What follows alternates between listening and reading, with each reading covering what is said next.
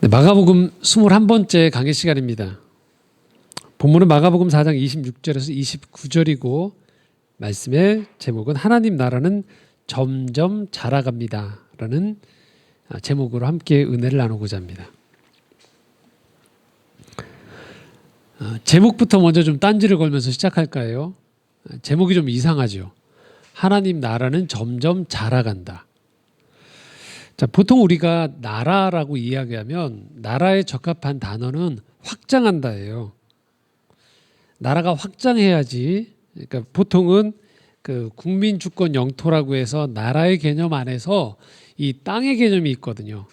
그래서 영토가 확장되어지는 개념이 사실 맞지 나라가 자라간다라는 표현은 적합하지 않은 표현 같습니다.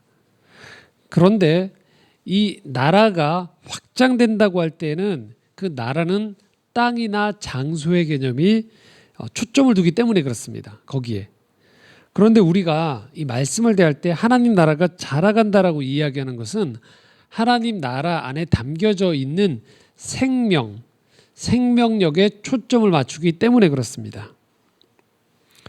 우리가 하나님 나라를 계속 지금 함께 나누고 있는데요. 이 하나님 나라라는 것이 그 우리 삶에 들어온다. 우리가 하나님 나라를 만난다라는 것은 하나의 생명이 우리 각자의 삶에 생명의 이 씨앗이 심겨지는 걸 말해요. 그러니까 우리 안에 내가 어느 장소에 들어간다가 아니고요.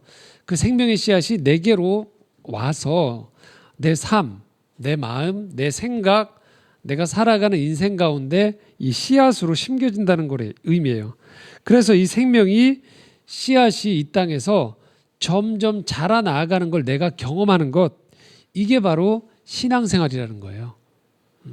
어떤 특정한 그 교리에, 어떤 가르침에 또는 어떤 지도자에 내가 좋아서 그 근처에 내가 함께 하면서 그 집단에 속하면서 내가 활동을 해 나아간다가 신앙생활이 아니에요. 표피적으로는 그렇게 보일 수 있을지 모르지만 그 모든 것들의 궁극적인 지향점은 이 생명의 씨앗이 내 안에 심겨지고 이 씨앗이 자라나가는 걸 내가 경험하는 것이고 교회 공동체는 이 생명의 씨앗이 자라나가는 사람들이 이루어가는 숲이라고 보시면 되는 거죠. 그리고 하나님 나라의 운동이라는 것, 교회의 선교라는 것은 결국 이 세상 가운데에서 여전히 당신들이 생명에 부름받았음에도 불구하고 여전히 생명에 잇닿지 않고 그냥 무감각하게 살아가는 사람들에게 이 생명의 그 알림을 일깨워주는 작업이라고 이야기할 수 있어요. 이 생명을 소유하게 되어지면요, 우리 삶에 생기가 돌기 시작합니다. 어려움이 없다는 얘기가 아니에요. 생명이 그 모임 안에 들어가면 그 모임은 지속적으로 변해가게 돼 있어요. 그리고 성장하게 되어 있어요. 그 구성원들 또한 서로 간의 이 모임에 참여함을 통해서 급속도로 폭발적으로 눈에 띄게 어떤 변화가 드러나지 않지만 점점 그 모임 안에 그 구성원들이 서로 간에 성장하고 있구나라는 것들을 눈에 띄게 볼 수 있어요. 그 사람들의 표정, 가치관, 그 사람들이 지향하는 고민의 정도가 달라지는 걸 의미하는 거죠. 그런데 어떤 모임이, 어떤 공동체가, 어떤 조직이 참여해봤거나 또는 주변에서 그 공동체를 바라보는데요, 희한할 정도로 이 폭력적인 거예요. 그 집단 안에 속해 있지 않은 사람들한테 무척 위해를 가하는 거예요. 또는 그 구성원들이 참여하는 방식이 생명에 대한 자라감을 알아가고 내가 계속 깨어지면서 변화하는 방식이 아니고요. 그 모임의 구성원들을 이끌어가는 아주 중요한 내면의 동기가 두려움인 거예요.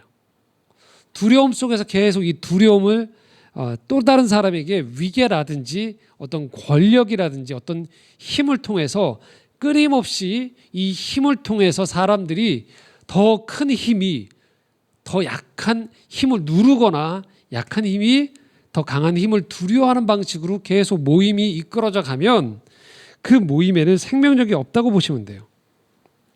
그런 모임일수록 참여해보거나 또 자세히 관찰을 해보면 여지없이 어떤 모습이 있냐면요.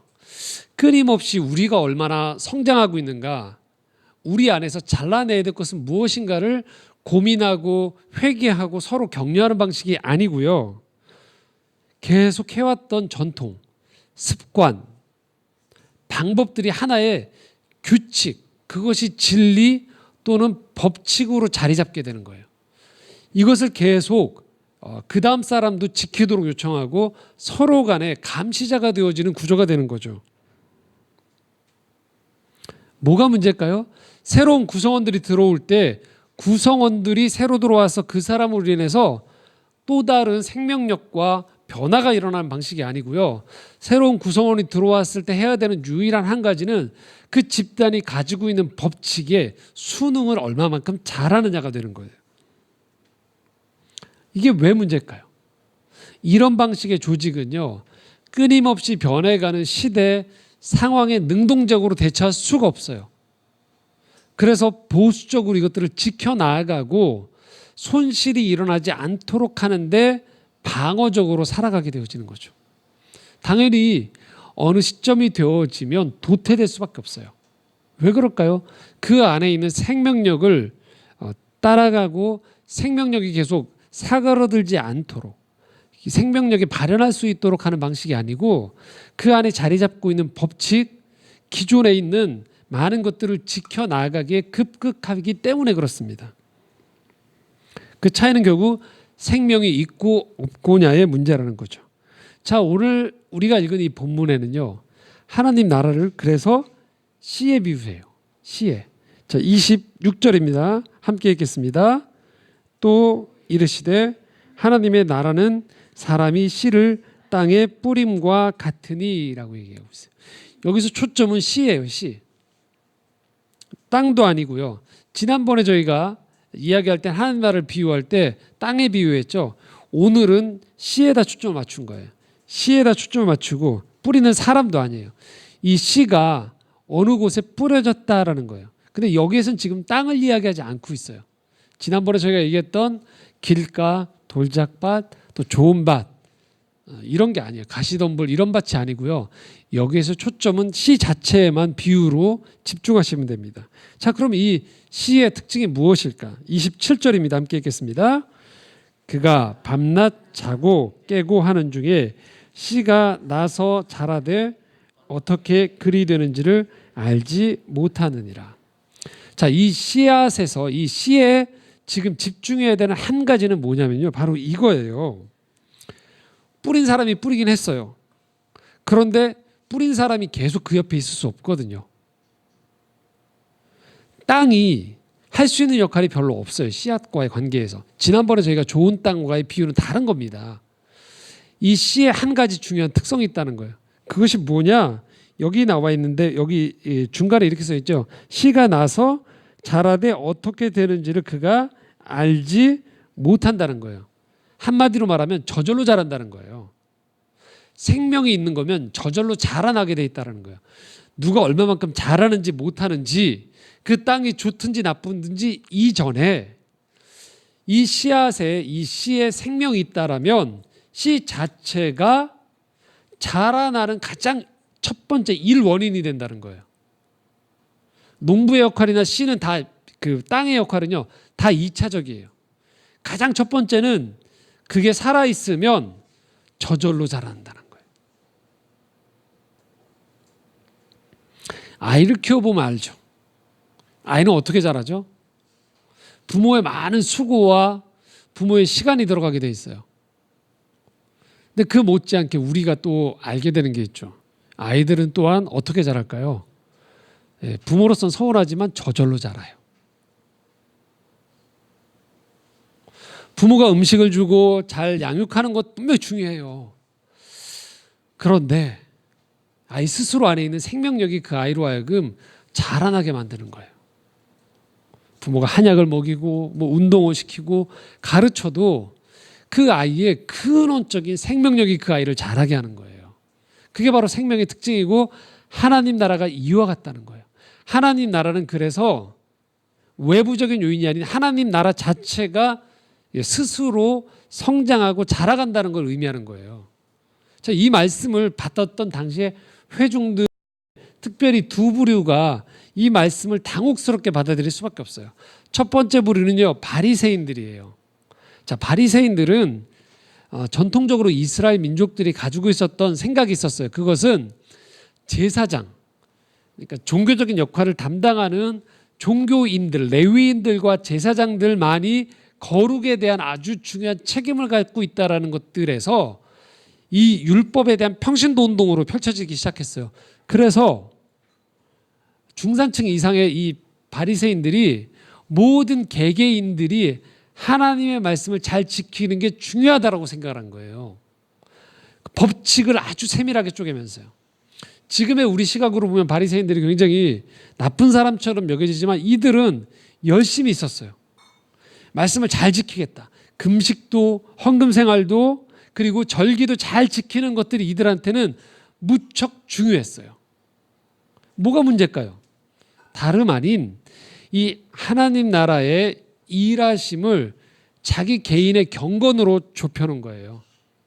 그러니까 사회와 역사와 이 문제가 아닌 내 개인의 경건에만 치중을 하기 시작했어요. 유대인이라는 카테고리 안에서요. 자, 두 번째 집단인데요. 그것은 열혈당원이었어요.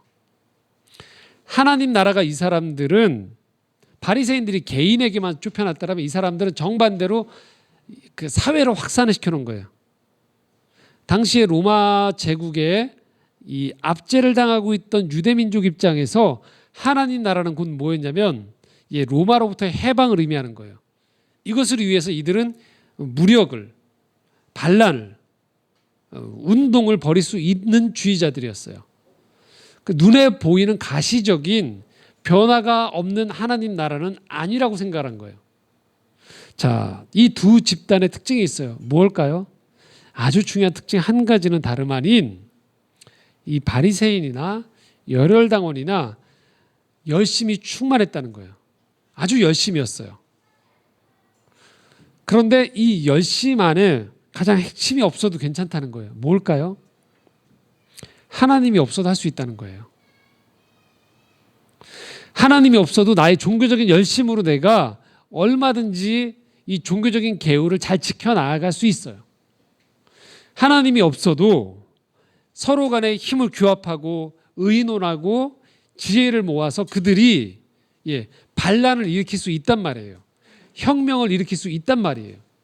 하나님이 없어도 가능하다는 거예요. 모두 이 두 집단의 특징은 내 열심에 기반을 두고 있는 거예요. 그래서 오늘 말씀은 이들에게 충격인 거예요. 인간의 열심이 빠져 있는 가운데에서도 하나님 나라가 저절로 자라갈 수 있는가에 대해서 이들은 이 예수님의 비유에 나와 있는 이 씨앗이 충격적으로 다가올 수밖에 없는 거죠. 내가 아니면 안 되는데, 내 열심이 더 앞서야 되는데. 그런데 예수님의 이 말씀은 바로 너희들의 열심 이전에, 너희들의 열심보다 더 핵심에는 하나님 나라, 스스로 자라가는 하나님 나라의 생명력이 없으면 아무 의미가 없다라는 말씀을 선포하고 있는 거예요. 바로 이 하나님 나라의 생명력은 한마디로 말하면 이런 거예요. 하나님이 일하신다는 거예요. 우리가 신앙생활을 좀 열심히 하려고 하다 보면 우리도 모르게 자꾸 착각하게 되는 게 지점이 있어요. 그건 저도 동일해요. 모든 우리가 사람의 몸을 입고 살아가는 우리가 한 주간 살면서 좀 성경 말씀을 읽었어요. 열심히. 저희는 없지만 또 예전 교회에서 생활하셨던 분, 신앙생활하셨던 분들은 새벽 기도를 나가요. 어떤 직분을 맡아 열심히 막 해요. 그럼 어떻게 될까요? 내가 굉장히 하나님의 사랑을 많이 느끼고 있다라고 생각을 하게 돼요. 그리고 그렇지 않은 사람들을 보았을 때 그들이 굉장히 열등하게 여겨지게 되는 지점들이 발생하게 돼요. 봉사를 열심히 하게 되는 거예요. 어디 가서, 어느 지역에 가서. 그럼 어떤 느낌이 드냐면요, 하나님 나라가 나 때문에 이만큼 확장된 느낌이 들어요. 자, 분명히 신앙생활의 열심은 소중한 거예요. 하지 않는 것보다 낫다라고 할 수 있지만요, 과감하게 말씀드리면 나의 열심이 하나님의 열심을 가로막으면 때로는 나의 열심을 중단하는 게 도움이 될 때도 있어요. 그래서 저한테 종종 이런 얘기를 하시는 분들이 있어요. 무척 경건의 생활을 열심히 하는 분들이 있는데, 목사님 제가 요새 말씀 묵상을 매일 했었는데 잘 못해요. 굉장히 못하는 그 자체에 죄책감을 느끼면서 굉장히 신앙생활이 꼬이기 시작했어요 라고 하는 애로사항을 얘기하는 분들이 있어요. 그럴 때 제가 과감하게 이런 말씀도 가끔은 드려요. 이걸 악용하지 마십시오 여러분. 그냥 한 주간 아예 하지 마세요라고 얘기해요. 아무 일 안 일어난다고. 그러니까 내가 세워놓은 열심과 법칙에 내 스스로가 만족감을 내가 누리는 거예요. 그 안에서 자라나는 생명력을 내가 얼마만큼 누리냐가 아닌 내가 꼬박꼬박 체크하면서 매일매일 이것들을 하고 있다는 행위 자체에 내가 집중하는 순간 나도 모르게 내 열심에 내가 도취될 수 있다는 거예요. 때로는 정말 아무것도 못하는 가운데에서 처절하게 실패하고 깨어진 가운데 다가오는 하나님의 은혜와 위로가 때로는 훨씬 더 나을 수가 있다는 것이죠. 그래서 오늘 말씀은요, 우리가 열심을 내지 말자는 게 아니고요, 신앙생활하는데 늘 명심해야 되는 것은 하나님의 나라, 하나님의 생명력은요, 우리의 모든 노력보다 앞서 있다는 거예요. 때로는 그래서 나의 열심이 다른 사람을 정죄하거나 나의 열심이 나를 도리어 정죄하기 시작할 때, 나에게도 정죄하기 시작할 때 우리가 기억해야 될 사실이 있다는 거예요. 그것은 내 생각, 내 열심 앞서서 더 깊은 곳에서 본질적으로 일하시는 하나님 나라의 생명력이 있음을 믿는 거예요. 우리 인생의 희망은 그래서 내 열심에 두면 안 돼요. 우리 인생의 희망의 근거는 하나님 나라에 있어요. 하나님 나라의 생명력이 내 희망의 근거가 되는 거예요.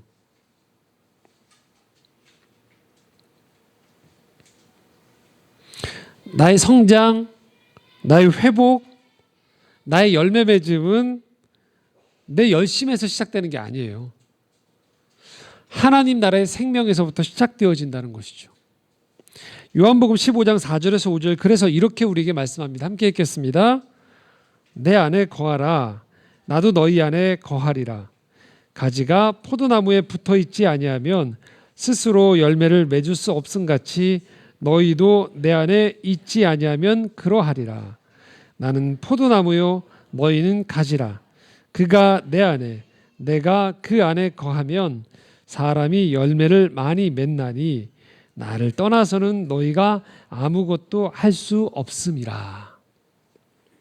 자, 이 말씀은요, 예수님이 우리와의 관계를 포도나무와 가지로 비유하는 말씀이에요. 근데 이 말씀은요, 협박하는 게 아니에요. 너희들 나를 떠나서는 아무것도 못해. 그러니까 꼼짝달싹하지 말고 그냥 나한테 붙어 있으면 내가 너한테 필요한 걸 줄게 하는 협박이 아니에요. 본질적으로 우리란 존재가 어떤 존재인지를 일깨워주는 거예요. 우리란 존재는요, 생명의 존재예요. 반드시 생명이 되시는 예수 그리스도와 접목이 되어 있는 가운데, 접붙임이 되어 있는 가운데 그분이 주시는 생명의 양식을 먹고 자랄 때만 내 삶에 생기가 돌아간다는 거예요.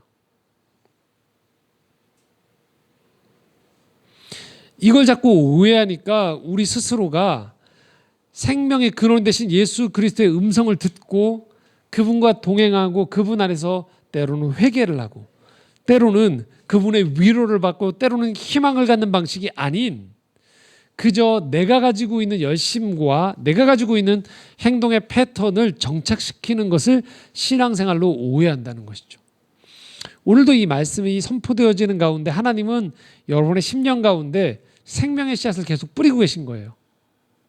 그래서 남들이 보기에는 이해가 되어지지 않는 다른 행동을 하거나 다른 반응이 나오거나 다른 희망, 다른 소망, 다른 삶의 능력을 가지고 살아갈 수 있는 근원이 바로 이 예수 그리스도의 생명이라는 거죠. 이것은 긍정적인 사고방식과는 전혀 다른 방식이에요. 긍정적인 사고방식은 계속 우리에게 주입하는 거예요. 잘 될 거야, 잘 될 거야, 잘 될 거야. 희망을 가지자. 더 열심히 하자. 그런데 이 생명은요, 때로는 정반대로 역사하기도 해요. 쉬어도 된다. 무조건 덕지덕지 더 붙이는 게 아니고요. 잘라내라. 때로는 나는 괜찮다고 하는데 정반대로 주님이 그렇지 않다고 얘기하시기도 하세요. 남들은 다 이 부분들에 있어서 그렇게 간다고 하는데 주님이 그렇게 가면 너의 삶의 생명력과 생기가 사라져 버릴 것이라고 이야기한다는 거예요. 유일한 근거가 뭘까요? 바로 나와 접붙임되어 있는 예수 그리스도의 관계에서 그분이 나에게 말씀하시는 것으로 인해서 내가 얼마만큼 그분의 말씀과 관계 안에서 내가 소망을 갖고 내가 오늘도 살아갈 수 있는 이유를 찾느냐의 여부인 거예요. 그럴 때 우리는 남들이 이해하지 못하는 방식의 삶의 용기를 얻고요. 삶의 거룩함을 추구하고 삶의 성공의 기준이 달라지는 것이죠. 그럴 때 우리 스스로가 우리를 바라볼 때 이 생명의 접붙임이 되어 있으면 점진적으로 자라간다는 거예요. 여러분 스스로가 여러분을 바라볼 때 내가 성장했구나라는 걸 알 수 있다는 거예요. 내가 세상을 바라보는 가치관이 이렇게 넓어지고 깊어지는구나. 따뜻해지는구나. 내가 세상을 바라보는 눈이 이전에 어느 한쪽에 신념, 어떤 주의에 갇혀져 있다라면 이제는 사람의 연약함, 강점, 그들의 시간 안에서의 자라감을 보는 넉넉함 이런 것들이 점점 생겨나가는 것들을 보기 시작한다는 거예요. 그렇지 않게 되어지면 나이가 들어가면 들어갈수록 남는 것은요 자랑이에요.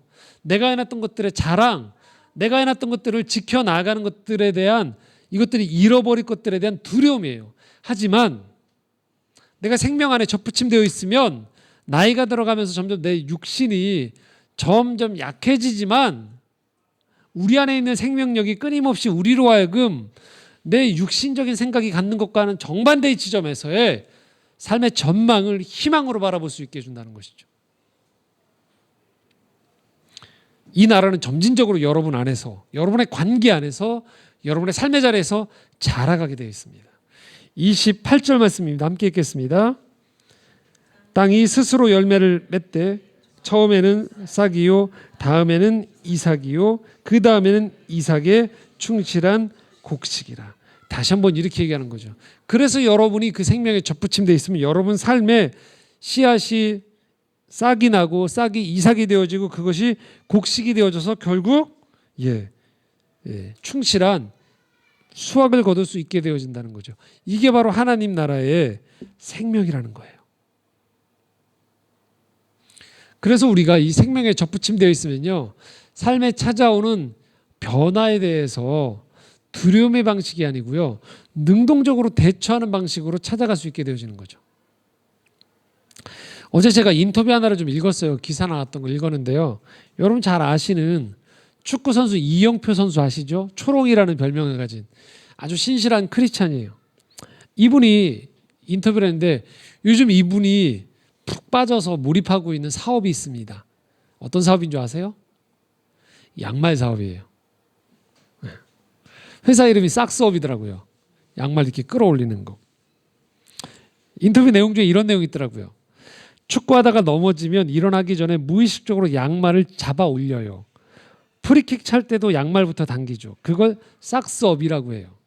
그러니까 양말을 이렇게 올리는 거 위로. 여러분도 양말을 흘러내릴 때 올리시잖아요. 도전에 앞서서 자신을 추스리는 루틴 같은 것.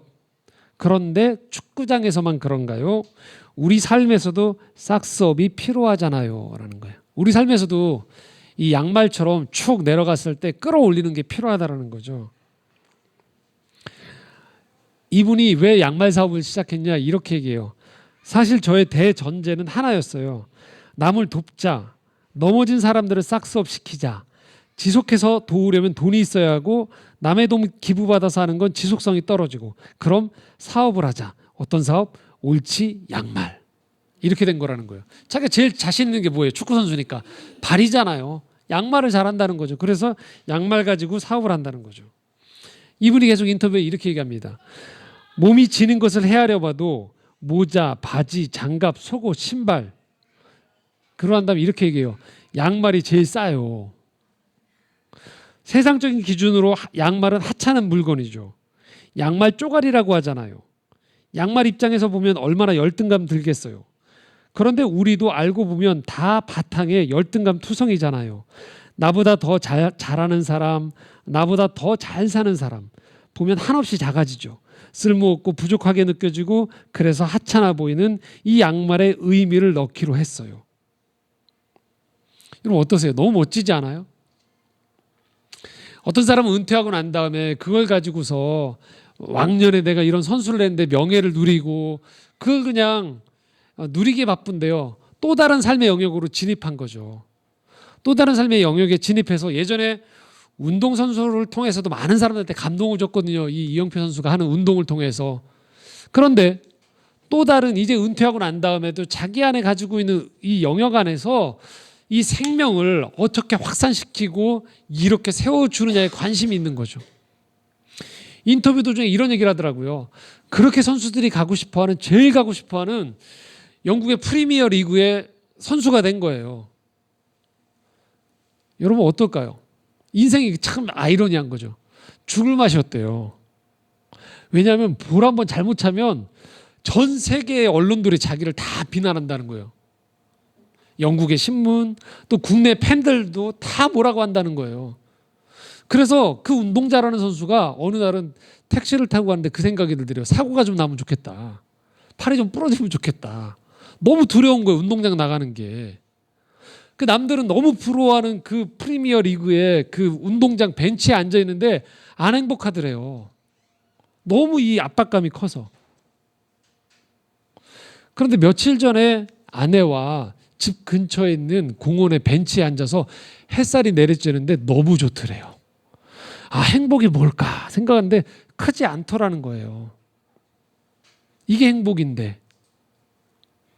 근데 우리가 너무 많은 걸 놓치고 살잖아요. 저기만 가야지만 내가 행복할 거다. 저기만 달성해야지만 남들 보기에 어느 지점에 도달해야지만 내가 성공한 거고 내가 열매를 거뒀다고 얘기하잖아요. 근데 그건 열매가 아니라는 거예요. 왜? 그 안에 진정한 생명력에서 발현되어지는 열매가 아닌 나무로부터 비롯된 것, 언젠간 사라져버릴 것들을 생명이라고 생각하면서 착각하면서 열매라고 다가가면 언젠가 그것들은 사라져버리는 거예요. 생명을 소유한 사람들의 특징은요, 그 사람들이 어디에 가더라도 끊임없이 이 사람들의 관심은요, 이 생명이 자라나가는가에 있어요. 내가 자라나가는가, 나와 함께하는 사람이 자라나가는가, 죽지 않고 생기가 있는가.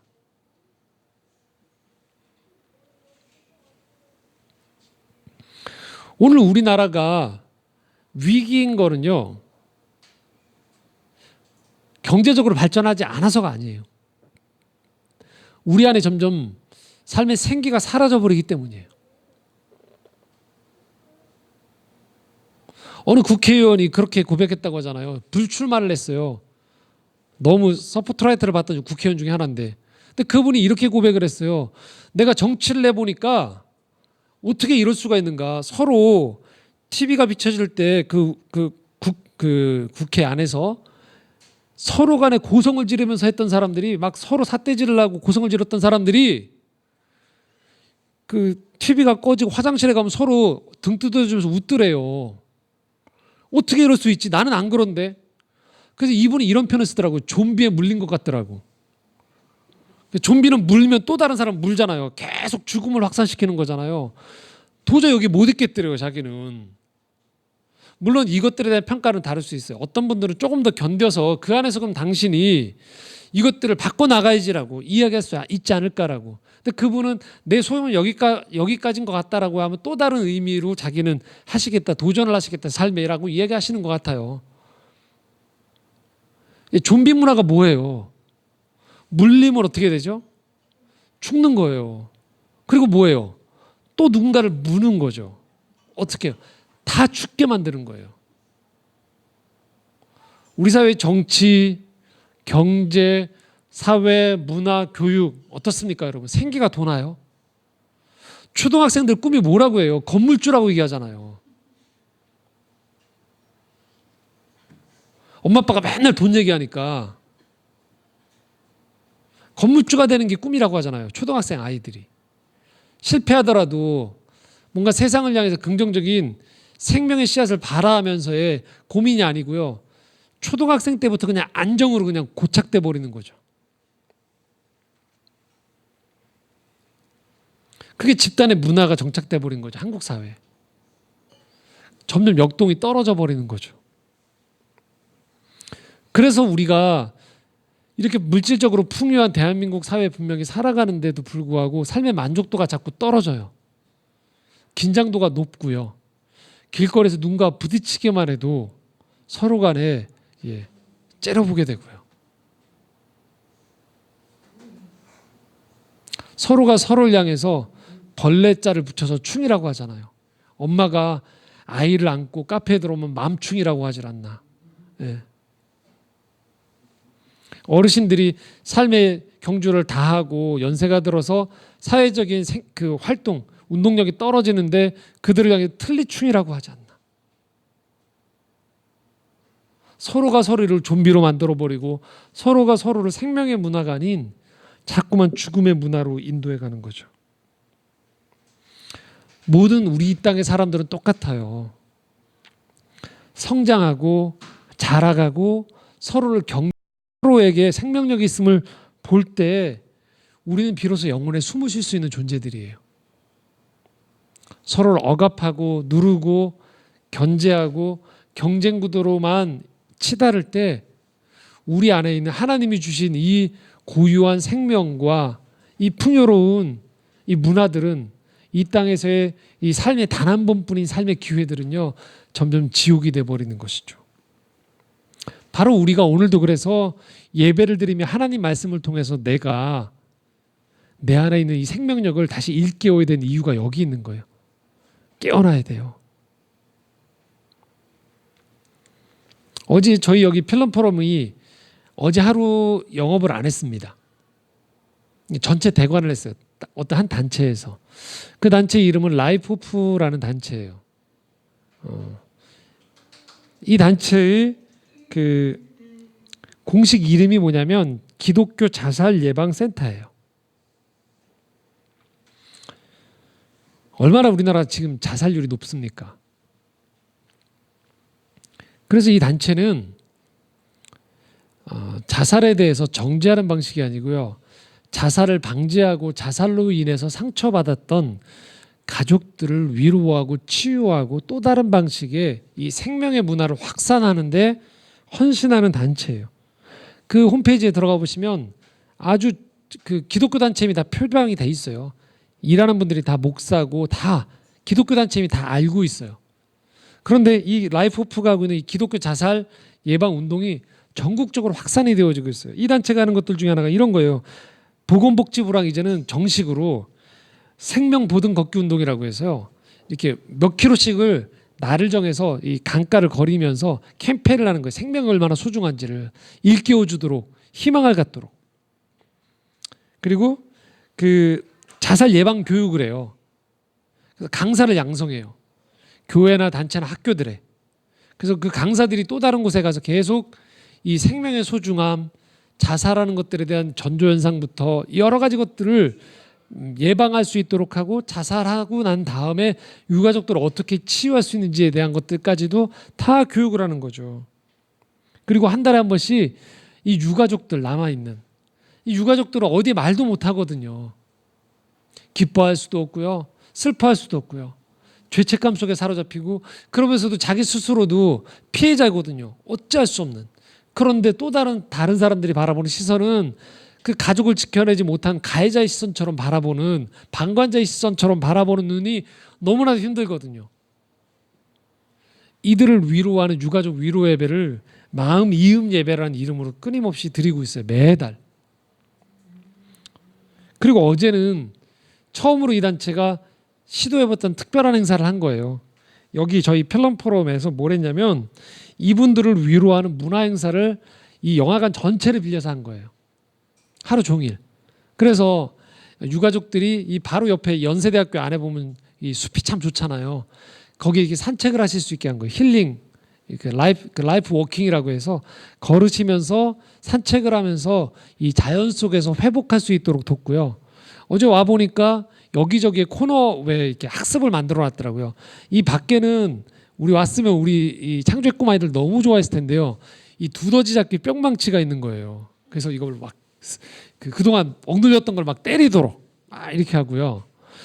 저희 이관에서는 뭐 했냐면 15분 동안 영화를 보여주는데 왜 작년인가요? 저희 왜 퀸 노래 나왔던 보헤미안 랩소디에 보면 왜 떼창했다고 했잖아요. 극장에서. 그런 것처럼요. 영화를 15분 동안 보면서 유족들이 울고 소리치게 막 한 거예요. 이걸 풀어낼 수 있도록. 또 오늘 저기 세미나실 가보시면요. 여기에 향이 아주 가득해요. 왜냐하면 이런 뭔가 그 화분 만들기 하고요. 드로잉 강좌를 거기서 한 거예요. 그리고 카페 곳곳에서 유가족들을 이렇게 위로해주는 카운셀링을 한 거예요. 상담을 하고요. 그리고 영화관에 들어가서 제가 지난달에 했던 시네마 브런치 같이 영화 보시고 저도 시네마 브런치 했던 영화 중에 요약해서 유가족에게 도움되도록 20분 동안을 따로 맞춤식으로 시네 토크를 해드렸어요. 그리고 난 다음에 유가족들 분들을 위로하기 위해서 여기에서 이 케이터링 업체가 와서 뷔페로 이분들 식사하고 쉴 수 있도록 해준 거죠. 한 50여 분 정도의 유가족들이 오셨어요. 지방에서도 올라오시고 계속 오시고. 얘기 들어보니까 이 정부에서도 굉장히 주목했던 행사라고 하더라고요. 이렇게 하는 데가 없으니까. 다 음지로 정제하는 방식이 아니고요. 근데 이 근원이 어디에서 나왔을까요? 우리가 이야기하는 하나님 나라의 생명이에요. 홈페이지 아예 그냥 써놨어요. 하나님 나라의 생명에서 이 운동이 비롯되어진다라고. 너무 감사하고 고맙더라고요. 제가 잘 아는 실천신학대학원의 조성동 교수님이라는데 제가 어제 웃으면서 그래서 그런 얘기했어요. 교수님 좋으시겠다고 천국에 마일리지 많이 쌓이시겠다고 제가 우스갯소리로 막 그러면서 너무 귀하다고 제가 격려해드렸어요. 이 쉽지 않은 일이죠. 그렇지 않습니까? 그런데 바로 이런 거예요. 하나님 나라 운동이라는 것은 우리가 처해 있는 곳에서 우리가 살아가는 시대 속에서 그 문화 또 여러 가지 우리가 매일매일 만나는 일상 속에서요. 이 생명을 가지고 어떻게 생명의 문화로 바꿔 나갈지에 대해서 하나님이 우리에게 이 부르심으로 초청했다라는 거죠. 저도 그래서 목회자로서 이 부름 앞에서 주중에는 필름 포럼에서 영화관을 경영하고 또 글쓰기라고 그런 강연을 통해서 이런 생명의 문화들을 계속적으로 회복하는 것들을 노력하고 주일엔 여러분들과 함께 이 영화관에서 함께 창조의 정원이라는 이름으로 또 함께 예배 공동체로 우리가 진정한 예배 안에서 이 살아남을 경험하도록 섬기죠. 여러분도 마찬가지로 동일한 부르심이 있습니다. 모두가 목회자가 되실 필요 없죠. 당연히. 여러분의 가정에서 여러분의 직장에서 여러분이 거하는 어떤 일터에서 어떤 만남에서 과연 어떻게 이 하나님 나라의 생명을 나눌 수 있을까? 어떤 때에는 직접적으로 전도를 할 수도 있겠죠. 교회로 오십시오. 신앙생활 하셨으면 좋겠습니다. 또 그런 여건이 안 될 때에는 서로 위로해주고 기도하면서 우리가 가지고 있는 이 생명을 통해서 그분들을 이렇게 세워줄 수 있도록 만드는 거죠. 때로는 제도를 바꾸기도 하고요. 가치관을 바꾸기도 하고요.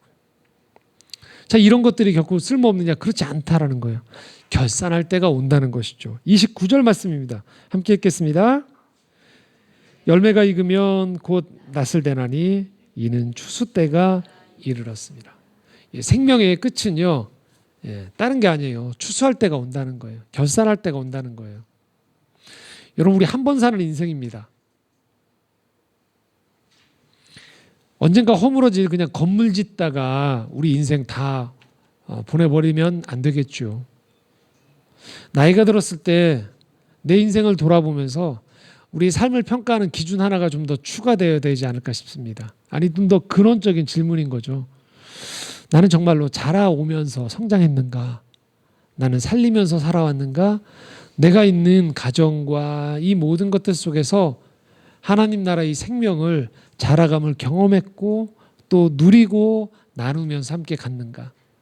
전 정말로 이 창조의 정원 우리 교우들과 정말 바라고 기도하고 소망하는 것들이 바로 그거예요. 우리가 함께 자라나가는 거죠.